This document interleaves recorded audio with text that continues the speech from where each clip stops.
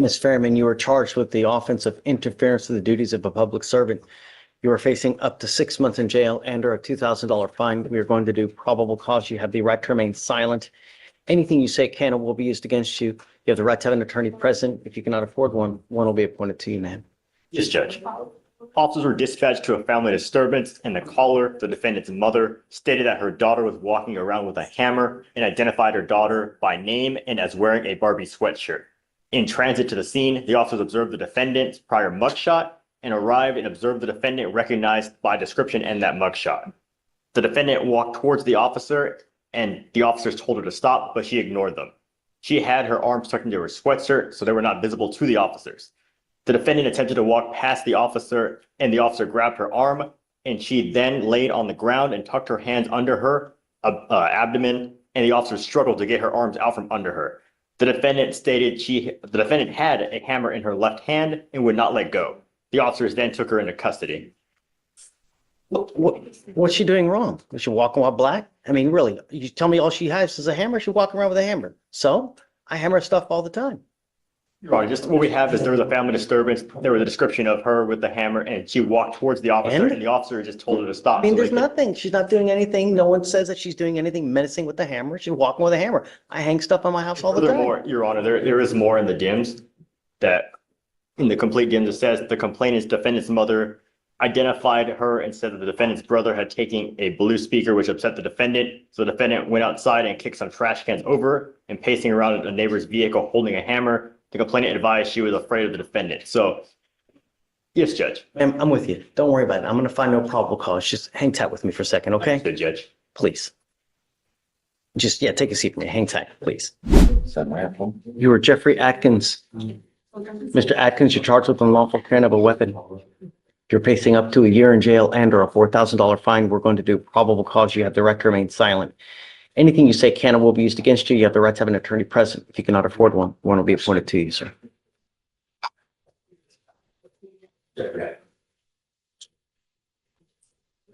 Hey, good morning. This is Mr. Atkins, A-T-K-I-N-S.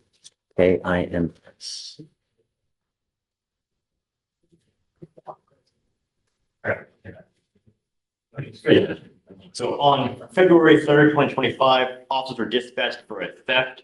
The witness stated he saw a black male steal a leaf blower from his driveway in Kingwood in Harris County, Texas, and place it in his vehicle's trunk. The suspect then got inside the back seat, and a traffic stop was initiated for the vehicle due to an on-view crime. The officer made commands for the individuals inside the vehicle to exit and lay on the ground until backup officers arrived. Both individuals were detained, and the defendant, the driver, was identified by Texas driver's license, and the officer located a firearm on the driver's side floorboard under the seat unholstered.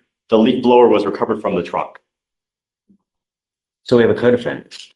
So let me see. If there is a co-defendant in it. There is no other connected case, Your Honor. No? Yes. Mr. Atkins, I'm going to find that there's probable cause to go forward with your case, sir. How old are you? I'm ordering you as a condition of your bond not to be in possession of weapons. You understand, sir? Did you want to apply for a court-appointed lawyer? No. Okay. Miranda's going to give you an application. I need you to fill it out for me. Do not look at me. Do not pick up any new cases. Don't become a danger to my community. Otherwise, I'm going to revoke your bond, put you in jail. No more PR bonds. Do you understand? Sir. No Sir. weapons. All right, come on. Do you mind filing that, please? Yes. All right. I'm going to have you go with Deputy Miranda. We'll have you sign a reset with Billy, and then I'll have you take a seat out there.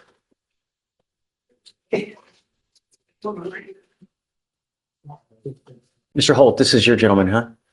Yes, Chicago. Could you give me just a moment? Is he not here? He is here. Okay. I just need a moment for doing something. Okay. Don't mind. Yeah, we need to do probable cause at some point, though. Yes, sir. Okay, just, I guess, let me know when you're ready. We're about to pick a jury, too, so just be ready. It won't take a second. Okay, take your time. Yeah. No, I guess let's find out like a specific spot over there since we're gonna have a jury coming in soon. Sure. You are Benny Boston. Yes, sir. Mr. Boston, you're charged with driving while your license is suspended. You're facing up to 6 months in jail and or a $2,000 fine. We're going to do probable cause. You have the right to remain silent. Anything you say can and will be used against you. You have the right to have an attorney present. If you cannot afford one, one will be appointed to you, sir. Yes, Judge. On February 4th, 2025, at approximately 2:22 a.m., the officer observed a vehicle on East Sam Houston Parkway in the Feeder Road failed to complete a stop at an intersection.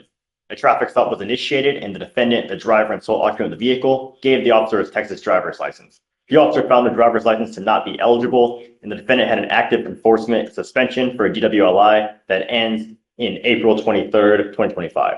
Mr. Boston, I'm going to find that there's probable cause to go forward with the case. I'm now having you sign an affidavit. This is a promise to me that you're going to make that you're not going to drive today. I don't care what's going on in your life. If you want to drive, go get a license, get liability insurance, and then I will take this restriction off. But if I find that you do, I can have a contempt hearing. You can be facing an additional 6 months in jail and a $500 fine every time you drive. Do you understand? Sir. Tell me, do you have the ability to hire lawyers, sir? I think I get a court appointed. Well, we just don't give them out like it's candy. You have to qualify. So what I can do is I can have you fill out an application. I'll take a look at it, but be honest on the application. I need to know everything about you and I'll see whether you qualify. All right. So Deputy Miranda is going to give an application. I'm going to have you come up here, swear to us that you're not going to drive, and then I'll have you sign a reset with Billy and then we'll get with you. Did you just get out of jail? Yes, sir. When? Okay. You didn't just get out of jail. When you come to court, come dressed appropriately. Shorts is not appropriate for court. It's a complete sign of disrespect. You understand? Okay. If you do it again, I'm going to put you out. You're charged with interference with the duties of a public servant. You're facing up to 6 months in jail and or a $2,000 fine. We are going to do probable cause. You have the right to remain silent. Anything you say can or will be used against you. You have the right to have an attorney present. If you cannot afford one, one will be appointed to you, sir. All right? So, yes, Judge. On February 3rd, 2025, at approximately 11:53 p.m., the officer observed a vehicle on a public road with a defective front left headlamp, and the officer ran a check on the vehicle and a return with unconfirmed insurance. A traffic stop was initiated, and the defendant quickly exited the vehicle, and the officer gave multiple commands for him to get back inside and shut the door. The defendant stated he wasn't going to, and the officer had no reason to pull him over. The defendant then walked back and got inside the vehicle, but held his feet outside the car and did not shut the door. From the officer's trained experience, he has seen situations where the driver sit like that, then leap from the car and try to hurt officers, and the defendant put his feet into the car and the officer approached. The vehicle had 2 young children, but not a car seat, standing in the front passenger seat, and the officer asked the defendant several times for his name, and the defendant stated he could not because the officer was fucking with him. The officer informed the defendant of the legitimate reason for the traffic stop, and the defendant continued to... Wow, this docket feels like a legal roller coaster. We've seen hammers, hidden hands, and routine traffic stops explode into full-on take duds. Yet through it all, the judge keeps coming back to one theme: restraint and fairness. Watch how quickly these probable cause rulings shift. Some cases get tossed for lack of evidence, while others hold firm despite heated objections. It's a powerful reminder that in court, every tiny detail counts, from where your hands are to whether your license is valid. What do you think? Are the officers crossing the line? Or is the judge getting the balance just right? Drop your thoughts below. The defendant continued to refuse to provide his name. The officer asked the defendant to exit the vehicle, and the defendant then refused. The officer went to grab the defendant's wrist, and the defendant pulled away from the officer and other deputies. The deputies advised the defendant that he was going to be tased, and the defendant exited the vehicle. The defendant stated he wasn't going in handcuffs and resisted by tensing his arms and body and concealing his hands towards his front waistband. The defendant was taken to the ground where he continued to resist. After several commands, the defendant was going to be tased. The defendant finally put his hands behind his back. All right, Mr. Collier, I'm going to find that there's probable cause to go forward with your case. Can you run his license to see if he has a valid Texas driver license? I'll run it right now, Your Honor. It's eligible, Your Honor. Mr. Collier, I'm going to find that there's probable cause to go forward with your case. I'm not putting any conditions on your bond. Just be careful. You get into a pissing match with people who have the power of arrest. Who's going to win? You know what I mean? Sir. Just, it's a logical conclusion. That's all it is. Just be careful when you're out there. Life's hard enough. As an African-American in today's society, don't make it any harder, you know? Sir. You want to apply for an appointed lawyer? Sir. All right. I'm going to give you an application. I'll have you sign an reset with Billy. I'm not putting any conditions on your bond. Just be careful. That's it. All right. Come on, man. Rory Johnson. Hold on, Billy, because I think Mr. Holt is, are you ready? Yes, All right. Come on. So you have Mr. Blanco. Yes, Your Honor. Hugo Blanco, come up.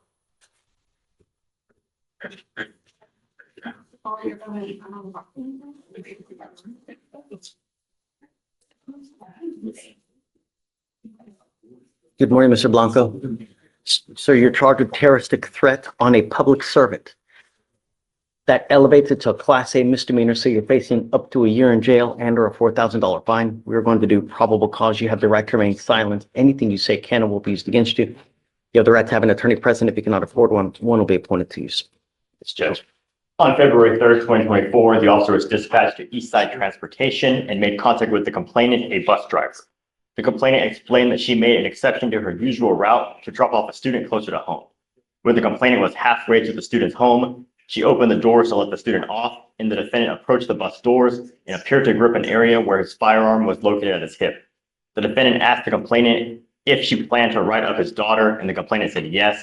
The defendant then took a few steps back and lifted his shirt to expose his firearm while making threatening statements. The complainant was in fear for her life and did not want to come back to work, and the officer confirmed the incident by bus camera footage. And specifically, the defendant lifted his shirt to expose his firearm while continuing to make threatening statements, telling the complainant, "I got you." And then seeing the firearm, the complainant quickly closed the bus doors to leave, and as they were closing, the defendant lifted his shirt again to display the firearm, still repeating, "I got you." Mr. Blanco, I'm going to find that there's probable cause to go forward with the case. Look, I'm ordering you as a condition of your bond not to be in possession of weapons. Do you understand?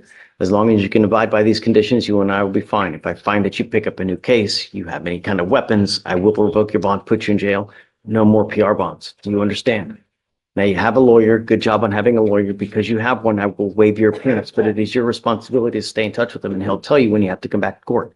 If he tells me he can't get a hold of you because you're, ducking and dodging and playing games, I will issue a warrant for your arrest. I'm not asking much. I just want my public to be safe. You understand?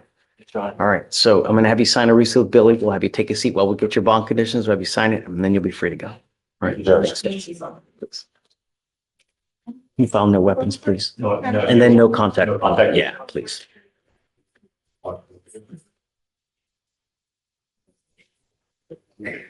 Mr. Holt, Yes, sir. I forgot to tell him no contact with the complaining witness. If you mind, please tell him. Yes, sir. Thanks. Smith.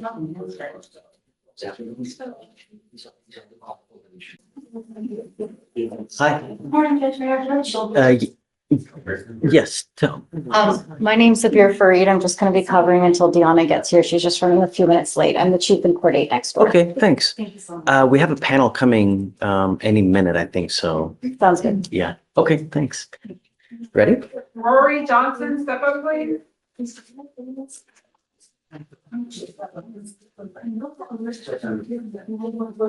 Coming up, Mr. Johnson, right here.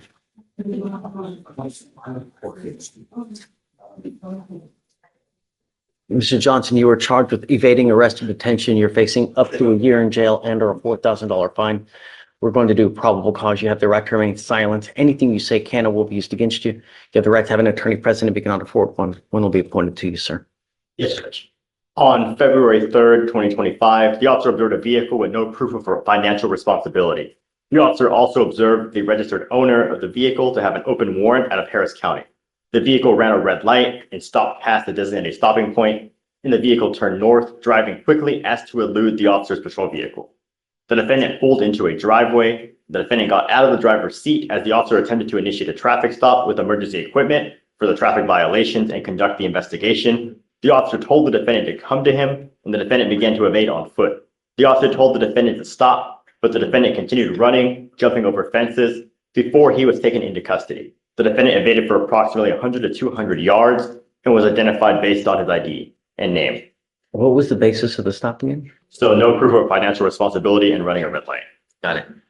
All right, Mr. Johnson, I'm going to find that there's probable cause to go forward with the case. I'm telling you now, you're extremely lucky that this is a misdemeanor.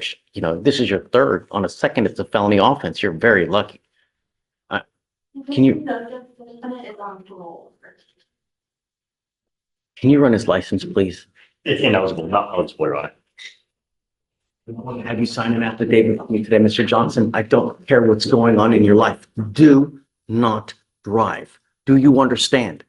This is an affidavit that you're going to be promising me you're not going to drive. If you want to drive, go get a license, get liability insurance, and I will take this restriction off. But if I find that you do, I can have a contempt hearing. You can be facing an additional 6 months in jail and a $500 fine every time you drive. Do you understand? So,